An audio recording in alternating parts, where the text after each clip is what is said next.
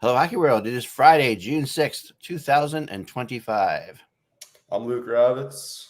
And I'm Eklund, and you're watching Hockey Buzzcast on HockeyBuzz.com. And boy, do we have stuff happening today beyond just the fact that we have a Game 2 Stanley Cup final, which we'll get to in just a second. I think you froze, or maybe me.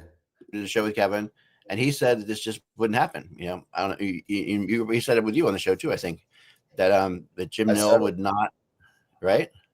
I mean, I said it from the start. I said when I woke up that morning, I was surprised that he wasn't fired already. Like, yeah, I don't know. Just that's my opinion, but you can't. It's hard to do when it's a game 6 in the playoffs and you pull top 5 goalie in the league.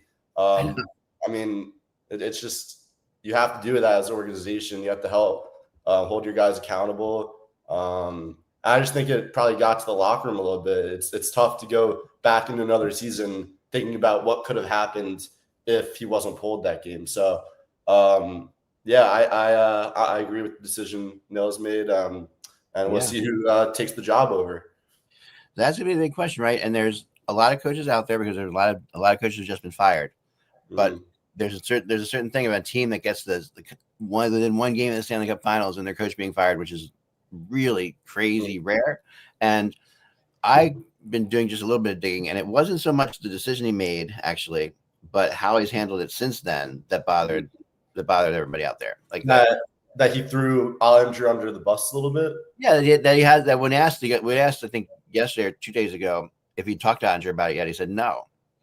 I hadn't talked about it. You know, and that's he's just a decision. It's a hockey decision. I don't talk to people about hockey decisions. Yeah. And that is like a little bit old schoolish. I mean, I get it with coaches because they have to have that like boundary between them and the players, but it's a little doesn't necessarily fly with the younger generation of hockey players to sit there and not have an explanation for it. Yeah, no, that's how it is nowadays, and players want the full reasoning of why stuff happened, so they can improve on that and get better from it and learn. I think that's just what Andrew kind of wanted, and how he can improve over the off season for the next season in the Olympics. So he's a big year coming up, you know. Right. And it wouldn't have been that hard to talk to him about it. It would have been this. He could have said, "Listen, I took a chance. You know, like we were just falling apart. You hadn't been like incredible in the series, and that's you know, you know, he could have said that I took a chance. The team needed to rebound.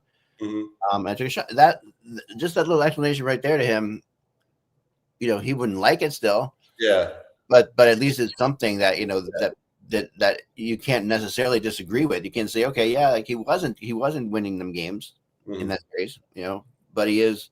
But when you get to a game 7 like that, and he's a popular player on the team too, which makes it all the worse because you know I talked to other people and I talked to 2 guys on that team, and they just were really upset about the fact that he hadn't talked to him. That's crazy. Yeah, no, I would understand the decision more if maybe it was 3-0. If you let up another goal in the first, then that's when you won. But I don't think 2 goals is enough in a playoff game because anything can happen in any given moment. So, absolutely. Especially when it was within the first 8 minutes of the game. So and then it must look bad on Deboer's part when he puts DeSmith in and lets up a goal right away. And I was also confused on the part where they call the timeout. And then after the timeout, Andrew is going back to the net, and then Deboer's like, no, come back. So I don't know if the decision was made before the timeout and he maybe forgot about it while he was talking to his guys. Yeah. Or it was just in that moment, he just pulled the trigger. So it was interesting. Yeah, I'm guessing like if you talked to him, he would have said he was looking at Ottinger's eyes while he was talking about the timeout, and he would have said, you know, that happens. Like you look at a player, he's lost. You know, like you can tell a player that's lost or you know out of it. But Ottinger's pretty tough mentally, so he would have had to look pretty lost. But you know, the way that happened was just horrendous. But the point about these coaches is that these coaches don't stay around long, and Peter Deboer is going. In my opinion, I would bet my house that he's going to be coaching somebody in 25, 26. I'm sure he'll find something. I mean, it seems like he's always getting a job at a different city. I mean, he's always in the playoffs. It seems like, but it just seems like he can never get the job done, which is like you can't win a Stanley. Not everyone wins a Stanley Cup. but it just he's going to a different city every other year, and it just seems like a cycle of things happening at once. And it's not even just him; it's a lot of coaches in the league. Yeah, and that seems to be a little problem that's going on, where it kind of just seems like a little cycling of coaches, which I wish David Carl out of Denver would come to the NHL just to get into base and see how that translates to the NHL from college. Yeah, so, I mean, he could be a candidate for this job. Like I think 100%. He'd be great. Yeah, he would be a great job, and it would be really interesting to bring a young coach into that. That's a team that's like ready to win the Stanley Cup, though. So 100%. And some people brought up Peter Laviolette, like as a coach who comes in at that point. I like Laviolette. He was a Flyers guy when I was growing up, but I think Gallant would be a good option. I think Laviolette, I don't know. It just seems like he kind of got lost on the track a little bit in the past 5 years. But Gallant in the past 5 years has been great.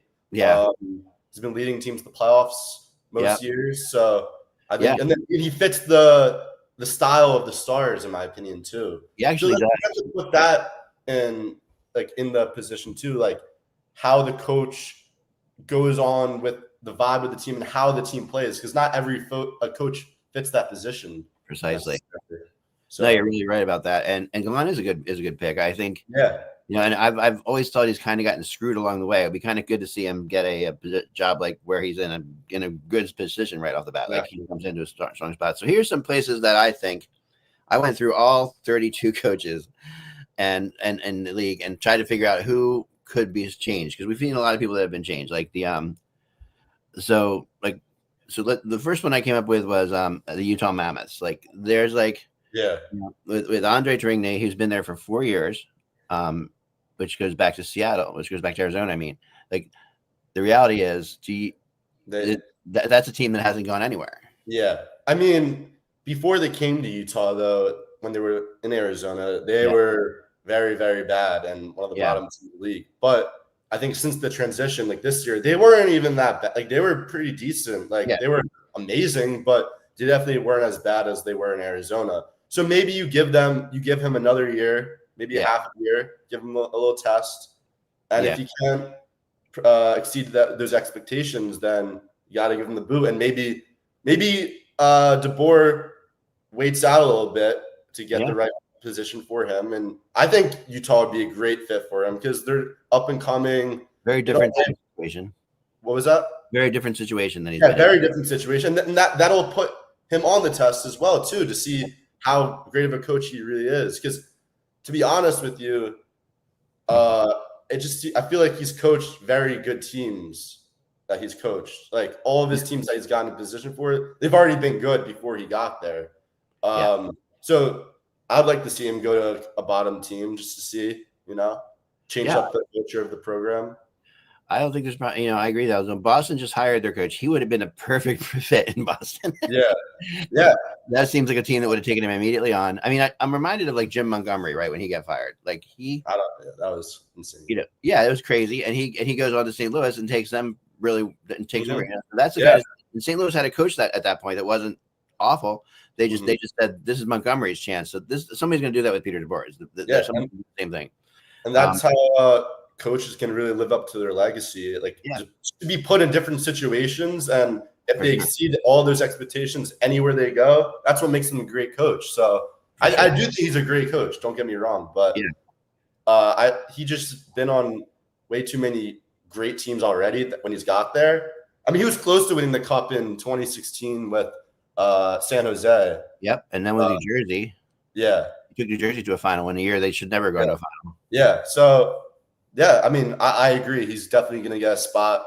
Definitely, if not the start of the season, definitely in the middle of the season for sure. Yeah. So. I could see that too. I could see him waiting out the middle of the season. And one of the teams falls far below expectations, and then they jump on him. The next team I got was Buffalo.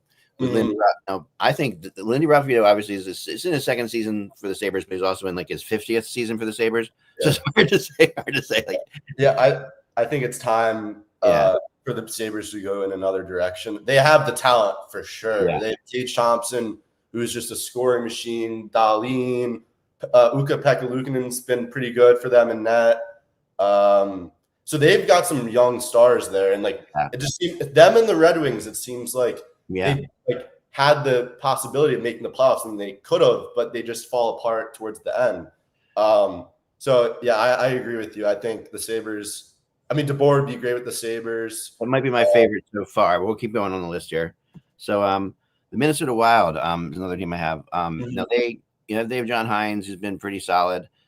He's only in his second season, I think. But that's also a team that is in the spot where they just can't get over this hump that they're on. They've been in the same spot forever.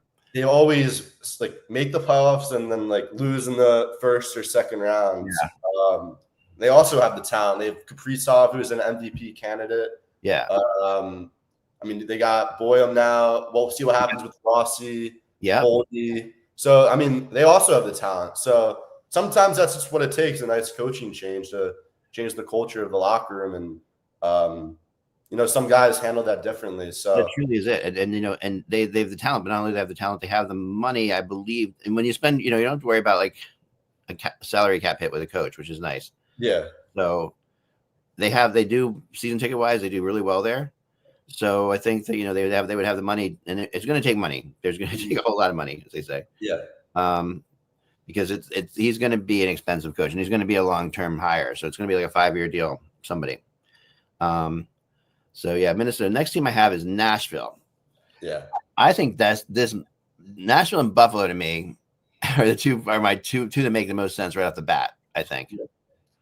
Yeah, it seems like Nashville's weird because they'll make the playoffs one year and have a very good year and then just fall off completely. But it's like that a lot, I feel like, with them.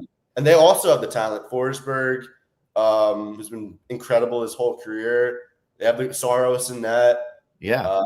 Roman Yossi. So and Marchessault is going to get Marchessault. Stamkos is, he's old, but he's still there for them when they need him. He could rebound. He still has something left in his tank, I think. What was that? I think Stamkos still has something left in his tank. I think of course. Spot, for sure. And I hope I have all these coaches right, because some of these coaches, the coaching changes so much that if I'm wrong on any of these coaches, I apologize. But as far as I know, is Patrick Roy still the coach of the New York Islanders? I believe so. Yeah, I looked it up a couple of places and he was, but it feels like he shouldn't be. He is. Check it out, but it feels. I mean, he'll tell me in the chat room too, I'm sure. But it feels like he shouldn't be. Like obviously, like Lou's gone, the Islanders. I think it's great that they're getting another person in the office. I think Lou's also a great GM. He has been for years. Yeah. The Islanders just have like a boring kind of defensive style of play, which works on some teams, but like they've always been in the playoffs too the past like decade, and they've had some great teams, great playoff teams, and they just can't get over that hump. And sometimes it does take that leadership. I mean, Barzal has been hurt too. They have good goaltending. Yeah. They could definitely pick up some defensemen, but no, I agree with you. They have the first pick overall. Remember? Exactly. So Schaefer, that's a perfect pick for them, or they can get the hometown Higgins. So maybe they go for Higgins, maybe they go for Misa. There's a bunch of different options. I mean, they got the first pick overall. So you want with the first pick coming in overall. I personally don't want to put that person with Patrick Roy. Just to me, like nothing against Patrick, but like he's a different kind of coach, and do you think it's a little bit? Yeah, I love his passion, but he's a little too emotional. Like I want somebody more level-headed, to help with a young kid like that coming in. Like that to me could be the reason. The combination of what happened today and the first overall pick could be the reason that they go a different direction with their coaching. I can see that. And I think that so that's a team that although they still have a coach, they could not go down. The other team is the San Jose Sharks. Now, I like that. I like that team just because of the young raw talent they have. Yeah. And he's coached there before, Peter Dorsey. Exactly. He's familiar with the area, the arena, the fans, all of that. Yeah. So, and like young players, in my opinion, they like the coaching changes more just because like when you're young, you're still getting the league. You still might not have all the confidence in the world. And sometimes that coaching change helps the young players more because they can play more freely and be more creative. Yeah. And not just have someone yelling at them every time. But who is the Sharks coach right now? The Sharks coach right now is Ryan Warsawski. Oh yeah, Warsawski. I didn't even know that. So hard to pronounce it. Yeah, and I mean, he's done a good job with them. They were an interesting team this year to watch. When you watch them play, and they're going to have they're going to have the second pick overall. They're going to be good. They're a team that they can tell they're going to be. Mm-hmm. They're like 4 years away from being a real threat in the Western, but they will be if they continue on this track. They will be a real threat. And I mean, there's also rumors now they might go for the other Eklund out there. In San Jose with the second pick, so they could get both those guys. He's not like ranked as the second pick by anybody I can think of, but he's like definitely top. He'll be top 5, probably top 7. Top 7, yeah. But so maybe they trade down to somebody and think they can get him because they. There's something cool about putting brothers together in a situation like that, and that can build a strong team room as well. So we've seen that before. I just don't know if he's a second overall type pick though. When you have, but it would have to be a move like you'd have to trade. They would have to trade back. Maybe. Yeah, like the Flyers, I've been told have been been trying to move up to 2 or 4. I'm fine with that. I'm fine with that. We need this a top 5 pick for sure. Yeah, it's over. So. Yeah, I think that the 2 or 4 is the way. So 2 would be, I think would probably be Misa. They like him a lot, and 4 would probably could be Frundell or somebody like that. There's another. It could be Higgins, depending who's there. I think Higgins goes in the top 3. Yeah, for sure. I think so too. From playing in college and like he'll probably go back another year playing on BC. And college hockey, we'll get into it later, is to be extremely exciting to watch next year with all the talent that's coming in. So, no, for sure. And you see that raw talent in the World Juniors since he was at the program. I think it's hard to pass up of him going top 3. Yeah, my last place that could possibly I see as I look at these coaches could get changed is Adam Foote. Mm-hmm. Adam Foote in Vancouver, who was just hired in Vancouver. Yeah, just hired. Yeah, but. That's a team that really needs a Peter Deboer really badly.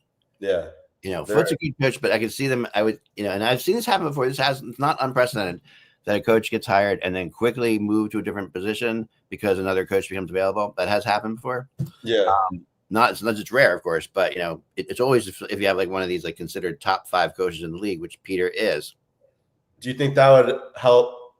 Maybe the Hughes situation that could help sway him to come back. Yeah, like something like that could, because he's definitely one of those guys. Mm-hmm. And I don't know. It really feels like Hughes is set. Like he really feels like he's set on New Jersey. That's probably and it makes sense for sure. Yeah, it feels like that's going to be a big story. Yeah, in a month, a month. To be honest with you, it's great for the NHL, like to have 3 American brothers on the same team, all who are studs in the league, the NHL loves that stuff. So all in the New York area too. Like that's exactly, have all the headlines. Yeah, they're gonna really be fantastic. They're gonna have to give up a lot for him. That's gonna be the issue. Yeah, and they should give up a lot for him. I mean, he's their best player on Vancouver. I mean, they're not gonna give up their best player in Jack Hughes. So but they're gonna have to do something. I could see like Mercer, maybe Meyer going. Yeah, definitely they'll give up their first probably.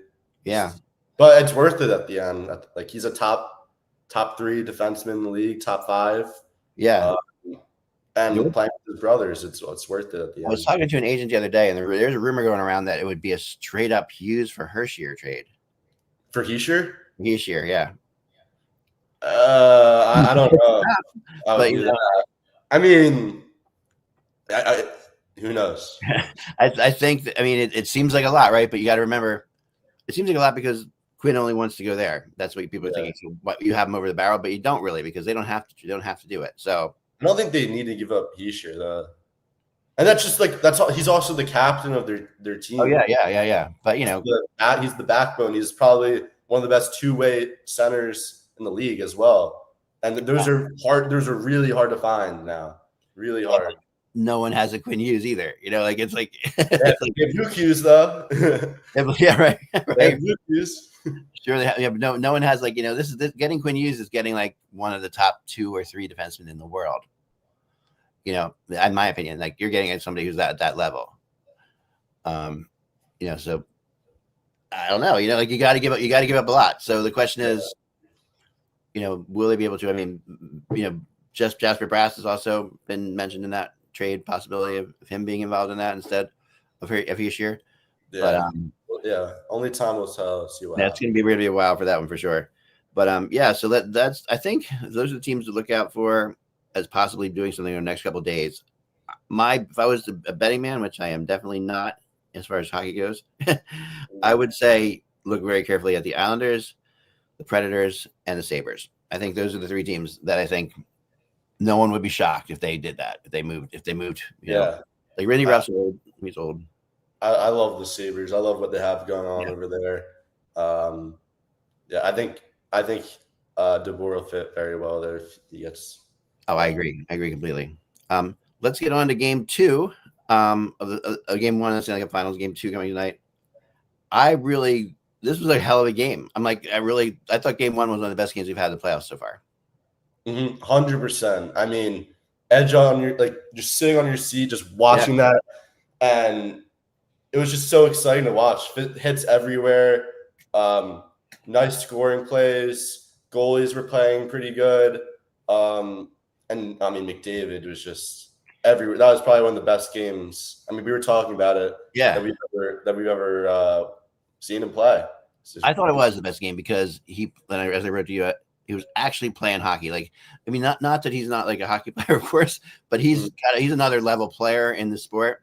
But you don't see him doing like the little back checks, the little the chasing guys down when they're on a breakaway, like he was doing, like things like that are just like, and throwing hits and finishing checks. He was playing hockey. And then him and Draisaitl together are just, especially on the power play. I mean, no sack, unfortunate.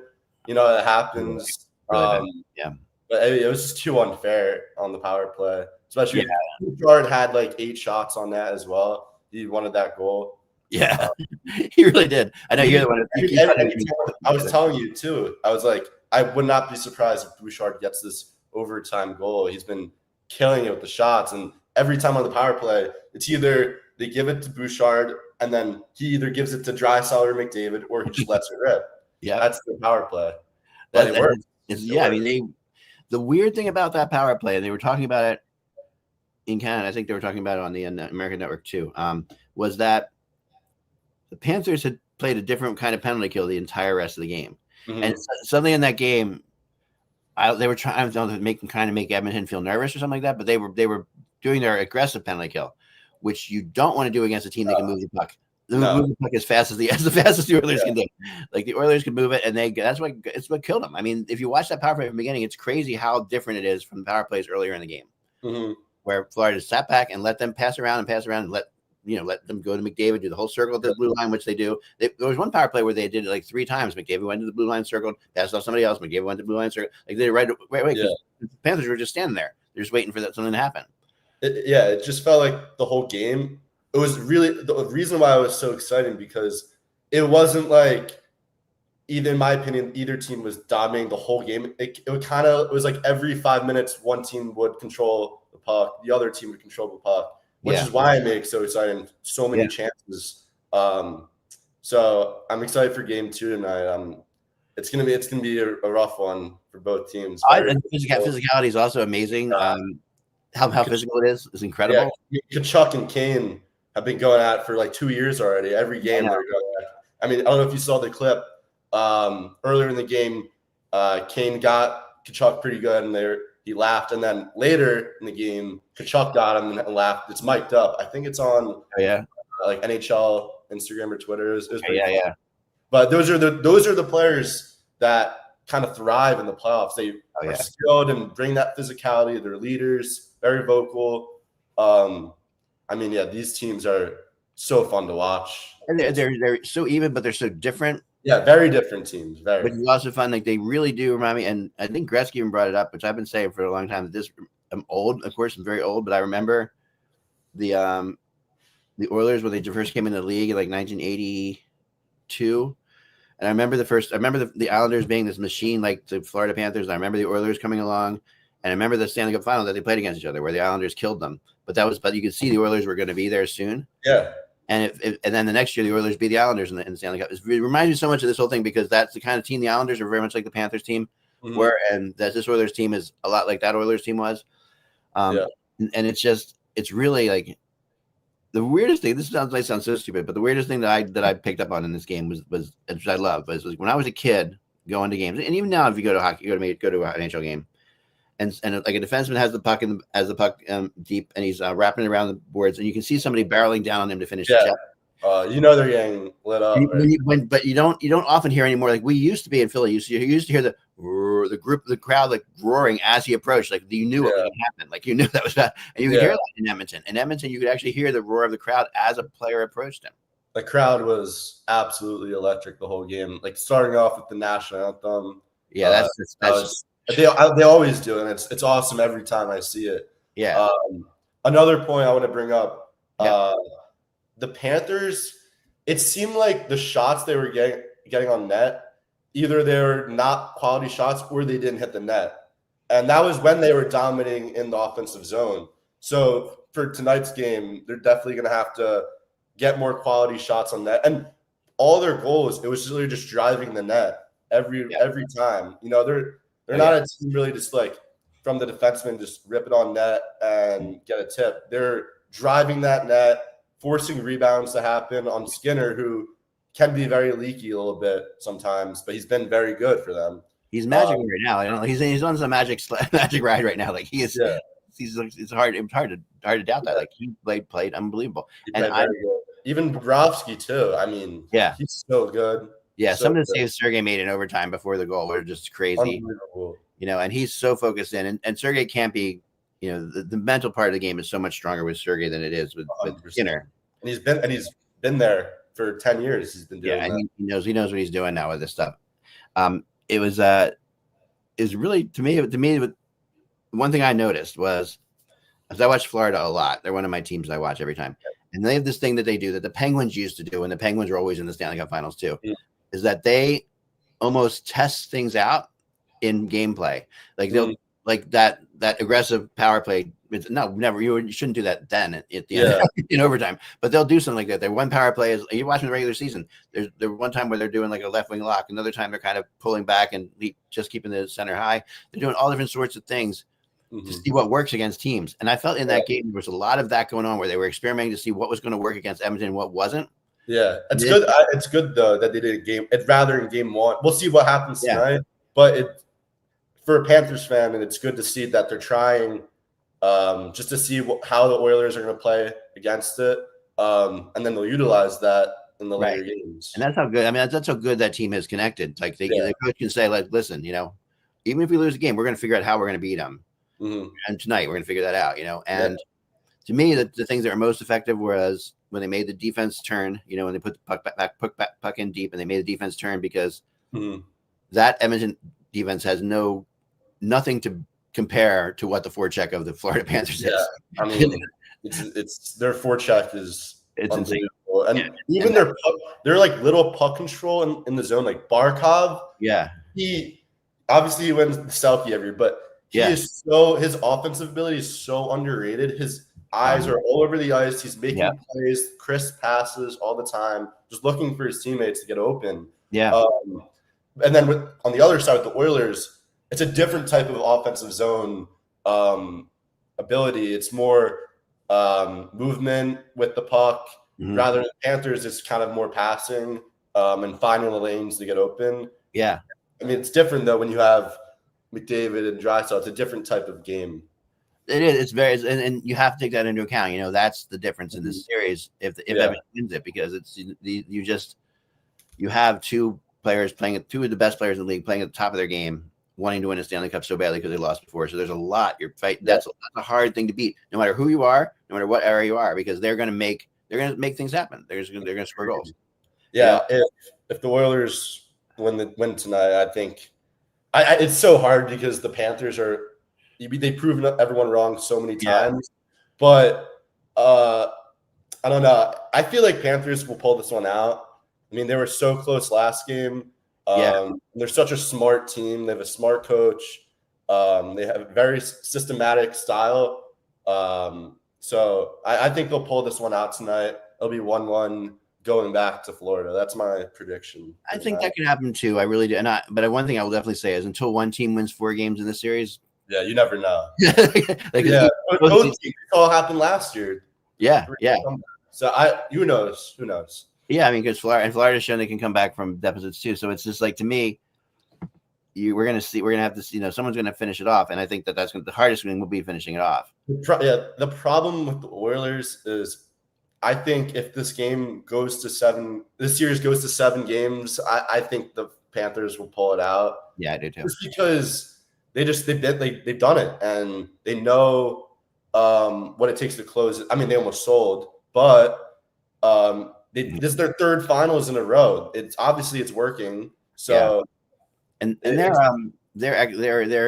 just general team endurance stuff is just off the charts. I mean, that to me is where Edmonton played a really exhausting. That's an exhausting first game for Edmonton to play, because they're not used to throwing. They're not used to finishing the checks, getting the extra distances, and getting hit and stuff like that. That's not really their game. But so I thought they would get tired, but as the game went on, actually, Florida seemed to get more tired, which was surprising. Mm-hmm. I don't know if it was a more tired thing or if Florida was in this adjustment process. Like, you know what I mean? I think that tonight will go. Florida will go for it tonight more. Yeah. But it is hard when we talk about they're one of the best pinching teams in the league. But if you're out there pinching against McDavid and Draisaitl, you're gonna you can't pinch them. Yeah, there's 2-on-1s every which way, right? So this is how, and it's funny because this is how I've always considered, like, there's different kinds of teams, and there's like attack teams, and then there's teams that sit back and wait for you to make a mistake, that kind of thing. That's usually the 2 different plays. And you always think the great teams are going to be attack teams, but in actuality, like the Penguins with Crosby and the Oilers with McDavid are wait back and sit back and wait for you to make mistake teams. Yeah, which is not what you would think, because they've got all this all this tire power. Yeah, but they prey on someone making an error at the blue line, and then they're off to the races. That's how they do it, and they prey on you being out of position, or you need to have 2 people covering McDavid when he's coming in on this. And the Panthers were doing that, especially in the first period. It had him in like a 3-man trap every time he entered the zone, sort of, and that's what it takes just to get him off the puck. That just shows how much talent he has. I mean, I think Seth Jones has been unbelievable this playoffs. He really has. Everyone was clowning him with his contract when he was on Blackhawks, even he's at the end of his Columbus tenure, but he's been very underrated this playoffs. Yeah, he's just so smooth. He's very smart with the puck, makes great defensive plays. And same with Ekblad. I think Ekblad's been great for them too. He's everywhere. He's talking. He's getting fights with everyone, playing defense. Like, he's doing everything. That's what he's great at steering the defense around. Like, you always see him pointing to people. Like when he's very well. Who else is that? Is Brad Marchand? I noticed that Brad Marchand was pointing out where guys were the other night too. Mm-hmm. Lots of leadership in that locker room. Yeah, I mean, and Marchand looks like he's having a blast. Like, he's playing at a level. He's like playing at a 5-year ago level. Yeah, he's still playing. He's old, but he's still playing. He's always played the same every year. It seems like it doesn't feel like he's ever had like an off year where he's been really bad. It's just Brad Marchand, like. And just the bigger the stakes, the better he gets. Like, he just beats. Him and Kachuk together is scary. Yeah, I mean, the fact that they're on the same team, because they play. They're a little different, but it's the similar style where they're very skilled but very physical. Are they playing on the same line together? I don't know if they are. Usually. Yeah, I don't think they are. But he's been playing with Osterrein and Lundell. You have one of them on your first line and then the other on your second line. I mean, that sucks for any team that's going up against them. But I'm excited. The other little things, like I know they're doing, like Lundell. Lundell was a guy that they considered, having talked to like people in their organization for the last when they hired Paul Maurice, they wanted to make sure that Paul Maurice would be able to handle Anton Lundell. This is like 3 years ago. They wanted to, because they consider Lundell a star. Like, they think he's another Barkov, just waiting to be a Barkov, and they think he's a great defensive player, a great all-around player. And now that he's playing with Marchand, you can see him learning every game little bits of things that he needed to learn, and that he's really just taken his game to another level altogether. And it's just that's all the kinds of crazy little things that are going on in that team. Like there's always these other little things that are happening everywhere. No, yeah, he's been great for them since he's been there. Same with Rodriguez. I think Rodriguez has really bought into that system. I mean, Sam Bennett, leading the playoffs in goals. He's just been a force every single game. He's going to give him $10 million, which is he's crazy. He's going to make a lot of money this offseason. Yeah, sure. And I don't knowing Bill Zito the way I do and knowing that team, I don't think that they'll do that. I don't think they will go to $10 million, even though obviously they'd love to if they had limited money. But I think that, I think it'll be interesting to see what they do with, because Lundell's contracts coming. There's certain contracts that are coming up, and they have to. And I think, Seth Jones has put Ekholm on notice a little bit. Ekholm's UFA. Mm-hmm. So, he scored. He got one too. So that was a huge goal for them. The goal changed the game for them. So. Bennett has a magnet on the puck right now, on his stick. It's the weirdest thing. You see that one play he made when he was carrying it from the defensive zone, deked out Draisaitl and almost created a scoring chance there. Yeah. That's just pure skill right there. It's pure skill, and he's he has that weird ability to slow the game down. With even though he's moving at a great pace, but it looks like the way he's controlling the puck, it's so calm versus his legs, which are going like that, and it's he's just able to make these moves with his stick, and they're so calming, just putting it through people's legs. It's just crazy. He's talented. Sounds endless. It'll be very interesting to see how he fits into another system. Yeah, moving on, and there's going to be a ton of teams, including the Flyers, including the Red Wings. They're going to be after him if he does become a free agent. Flyers could definitely use him for sure. Yeah, they're going to jump all over that. All right, so let's talk about college hockey transfers, which might not sound interesting to people because it's not like big news when you talk to. But the reality is, this year is really interesting. I think we need to actually educate some people out there because this Hockey Buzz doesn't have a whole lot of college people. So what's different now? What has changed? Okay, so back in November. Okay, let's take it back before that. CHL players, if you signed with the CHL team, even if you just signed with them, you're automatically ineligible to play NCAA college hockey. Right. But if you went NCAA, you could go to CHL if it wasn't working out for you. And it had to do with the money situation because CHL players get paid. It's technically semi-pro or they get paid a little bit.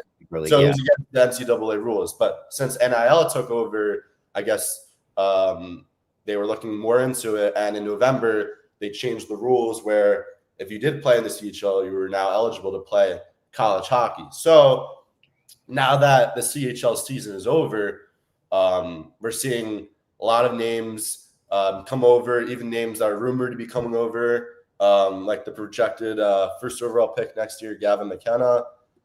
His name's been thrown around a lot of schools, Penn State, Michigan State, BU. So that's the number one guy that teams are going for this summer. But no, I'll get into who the names people should look after next year for the season. I want to know your thoughts on it though, because I'm really excited about it.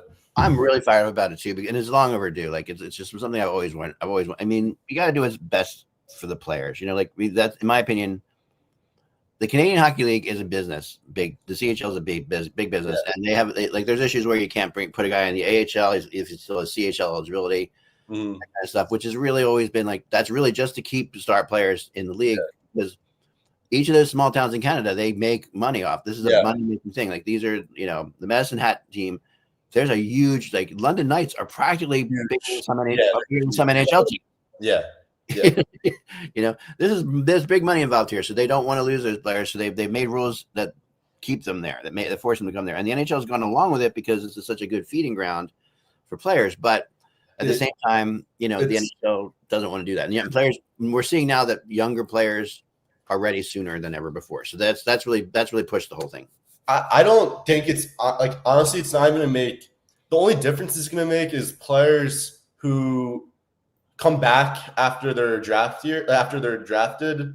Now the star, it's just going to, it's mostly the guys you're going to hear about are the stars, obviously. The transfer portal now is insane. It's all whack, but the CHL, you're still going to have guys come. It's not like they're losing guys. It's just going to be a lot of the guys who, just want to make that transition, develop more for their NHL career. And I mean, guys are still going to go to the CHL before NCAA now. So it just makes college hockey way more competitive, fun.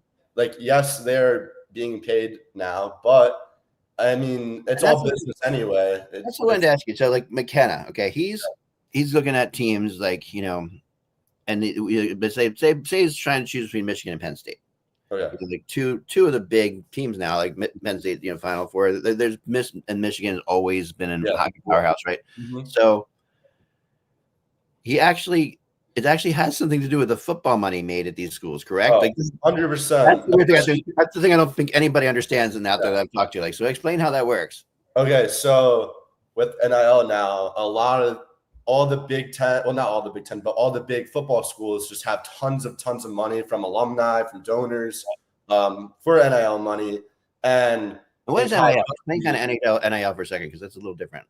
What was that? What is the NIL exactly? Like, because the NCAA, the NIL. The NIL is where now players are allowed to receive endorsements, money from just money. They literally can just receive money now. Before that, they couldn't receive any money at all. You saw, I don't know if you guys know who Johnny Manziel is. Yeah. And his documentary, he talks about how he would sign autographs and people would pay him under the table cash, which was illegal at the time. But now that's perfectly normal. So NIL is basically players are now allowed to receive money from schools, donors, alumni, whoever. Cool. And now the Big Ten is a huge conference in all of sports. They have pretty much any sport, and they're the only conference that has football and hockey together. So you have schools like Penn State, Michigan State, Ohio State. Who else am I missing? Notre Dame's not Big Ten in football, but still they have that NIL money. So now they're going to use all of this money that they're getting and be able to get these guys coming from the CHL. And we've seen that already with Luke Misa, Jackson Smith, Malcolm Spence, all these guys who you never thought would be able to come here, but now they are, because they want to live that. Obviously, they're getting paid, but they want to have that maybe college experience and develop more in college hockey and become more pro.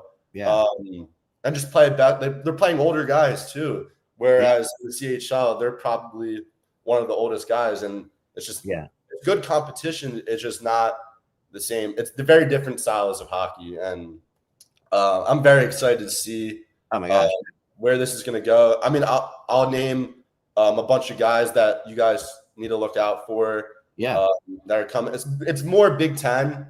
That's where most of the big names are going to. So Penn State has Luke Misa, who's a Calgary Flames prospect, had 85 points this year for the Mississauga Steelheads.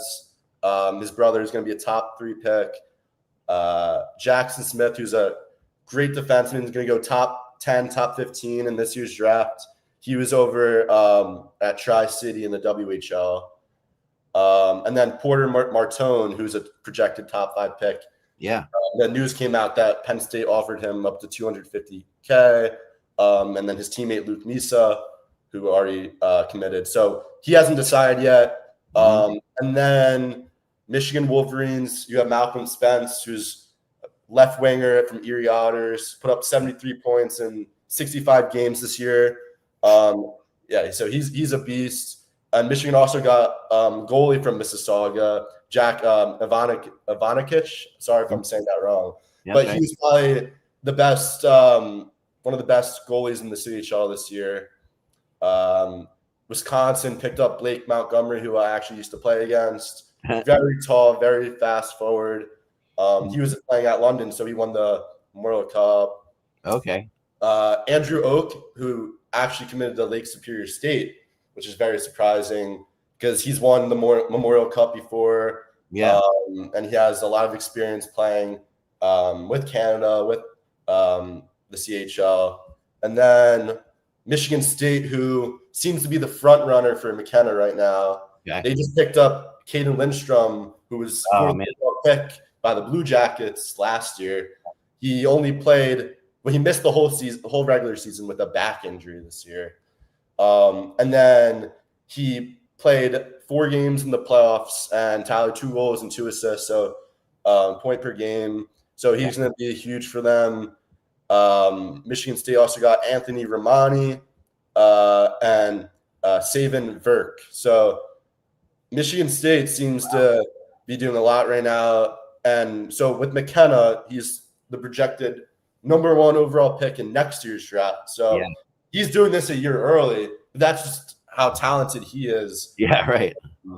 And he's taking a visit with Michigan State in the next couple of weeks. It came out today. Okay. So that's going to be like the decision. Like, he's the name that everyone's looking at. Oh, he's a freaking star. And it's really going to transcend college hockey, to be honest with you. It is. Yeah. And it's great. Especially being a Penn Stater. The Big Ten is going to be incredible to watch next year. I'm excited to be able to watch them live. It's exciting time. Oh, yeah. Henry Muse just committed to Ohio State. Nice. So these Big Ten teams they're utilizing this money very well, and that's great. That's great. If McKenna comes, I will meet you out at Penn State next year. We will go. Oh my God, that'd be. We'll get press passes from Penn State, and we will interview McKenna after the game because I can do that, and I've always wanted. They've asked me many times to come and do it. I would love to do it, and I think that like you say, McKenna does. He has that it factor. Yeah, he brings just him going to college hockey opens up for anybody else. Like just the national media that's gonna be covering college hockey from now on. Oh, it's gonna be great. I mean, games are probably gonna be on ESPN now. Oh yeah, for sure. I hope so. That'd be great. Just that, like college hockey, like good college hockey should be nationally televised for everyone to watch, and that's just ultimately gonna grow the game even more. Well, they have the ESPNU, right, which is something that they need to use more.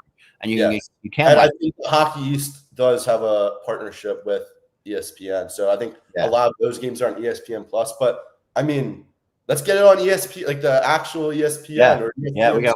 We gotta talk to Weeksy and Butchergrass. I'm sure they're in our corner right now because they totally get this. Especially with McKenna, who's going to be a number 1 overall pick. When was the last time? Oh no, Owen Power.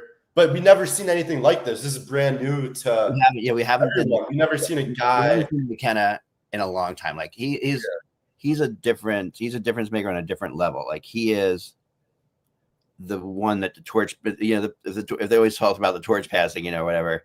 He's the guy who gets the torch from Crosby, in my opinion. He's that guy.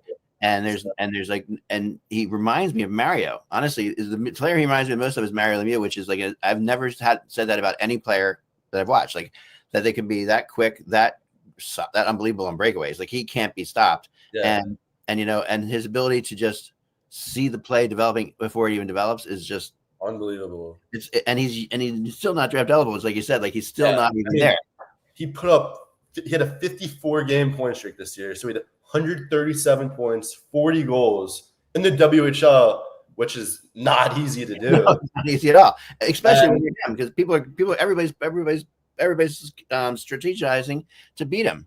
Like he's the guy. He's the guy. If you're coaching against him, the whole thing's about how we're going to stop McKenna. Mm-hmm. Exactly. And then once he commits, I think that's when the domino effect is going to fall even more. It's falling now, but it's going to be something to look at for a hockey fan in college hockey and CHL. So, I mean, I'm curious to see what's really going to happen with a bunch of other leagues like, I don't know, USHL, the NAHL, or even like the AJHL or BCHL. Yeah. It's just, I don't know. But ultimately, it's awesome for college hockey, which is what I'm concerned about. I don't think it's gonna hurt. I mean, it's not gonna hurt. It's just it's a little trickle down effect a little bit. Yeah. I mean, the CHL is obviously not happy about it, but the reality is that's just how it is. It's how you have to go along with it. The difference between I've interviewed players who went through the CHL system. Remember, you're with a family there. You stay with a family. You live with your family, and you're friends with all the guys on the team, but you're still like a kid living in a house with a family, basically. Yeah. And now, as opposed to these guys have the opportunity to go on a college campus and right, and being like a big guy on campus. You get a college degree as well if hockey doesn't work out for them. So precisely, and I think what's amazing is like, for years the NHL was drafting from college for the third and fourth liners because they were the guys who usually like stayed 3 or 4 years, and they were well coached because there's so much more practice in college hockey. There's less games than there are in the CHL. There's more practice, and those players just became way better developed. Yeah. Now with the top line people going there too, that's going to make it a whole nother world. And this is also going to mean that Canada is going to have to start to cover college hockey. Yeah, which is good. Yeah, exactly. You're going to see TSN covering Michigan games with McKenna on it. Whatever happens, It just ultimately grows the game even more. Yeah. When you got your best players, Canada follows its players. That's what it does. Like that's why the Penguins are big, because Crosby and Lemieux have been there the entire time, and they're 2 Canadian icons. So that's otherwise, I remember when the Penguins weren't big. I remember when the Penguins were like, I remember when the Flyers didn't lose the Penguins for 8 straight years. Way back when, like the Flyers, this is way before Lemieux and all that stuff. But the Penguins couldn't win in the Spectrum, the old Spectrum, forever. Like there was a crazy streak going on. So, and like Canadian networks weren't following the Penguins then, like they're following the Penguins now, and it's always been the case, right? So it's gonna be fun. I know I can't wait to like check out some articles, and if you have any questions, you can definitely feel free to ask any questions. So I'm happy to answer. It's an exciting time for college hockey, and it's gonna be great to watch. Absolutely. Next. And if you have a question for Luke particularly, you can email me if you want to xmenhockeypost.com and say for Luke, I'll get that right to him. And soon we'll have the website set up. Luke will have his own little portal. Right there. Right now it's hard with. I mean, every day there's someone committing or it. So I think once McKenna commits, it's going to be a little easier to see where guys are at. Especially like Porter Martellin. I'm sure he's just waiting to see what not Bedard, that's his cousin, McKenna does. Right. So it's fun. I didn't even know it was Bedard's cousin. That's right. They're cousins.